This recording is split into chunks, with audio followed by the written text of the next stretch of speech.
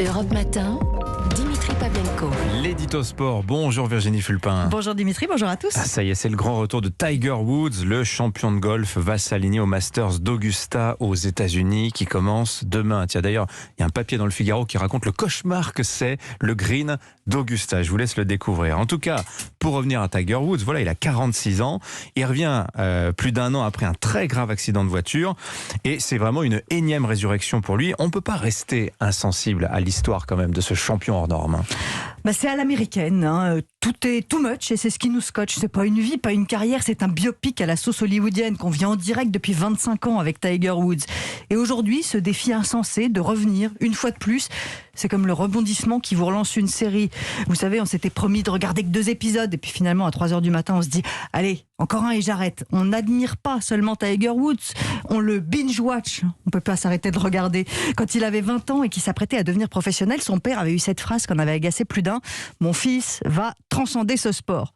Difficile de lui donner tort aujourd'hui. Si vous demandez autour de vous à 10 personnes de vous donner le nom d'un golfeur, il y en a au moins 9 qui vont vous répondre Tiger Woods. C'est le propre des blockbusters, ça écrase la concurrence. Il faut dire que le scénario est parfait depuis le début. Un jeune homme noir dans un sport pratiqué par les Blancs, il débarque, il révolutionne le golf, il domine sans partage de 1996 à 2008 en remportant 15 titres du Grand Chelem. Vous en voulez de la success story? En voilà. Mais il faut rajouter un peu de sel à ce portrait de champion au talent fou qui accumule les victoires et les dollars, parce que personne n'a envie de suivre les aventures tièdes d'un gendre idéal. Ça tombe bien, Tiger Woods est tout sauf ça. Des déboires conjugaux, des addictions au sexe, aux médicaments, des accidents, des renaissances. Il est héros et anti-héros à la fois en fait. Alors forcément, aujourd'hui, son retour met en émoi tout le monde du golf et même au-delà.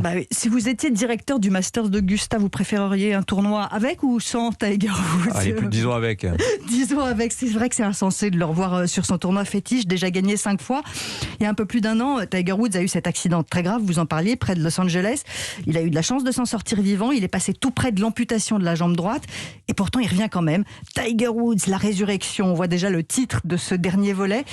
La semaine dernière, il y a eu beaucoup d'Américains qui ont traqué sur Internet le plan de vol du jet du golfeur avec une liesse virtuelle quand ils ont vu l'avion se poser à Augusta. Est-ce que vous imaginez l'hystérie ambiante?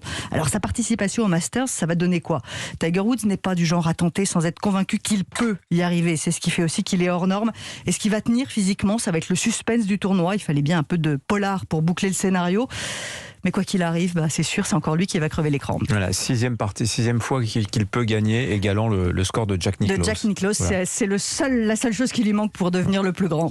Et ouais, Jack Nicklaus, c'est peut-être le seul golfeur, c'est celui qui citerait le 10e, qui ne citerait pas Tiger Woods. Exactement. Merci beaucoup Virginie Fulpin. On reparlera de Tiger Woods tout à l'heure, on l'entendra avec Jean-François Pérez dans le journal de 8h. Il est 7h23.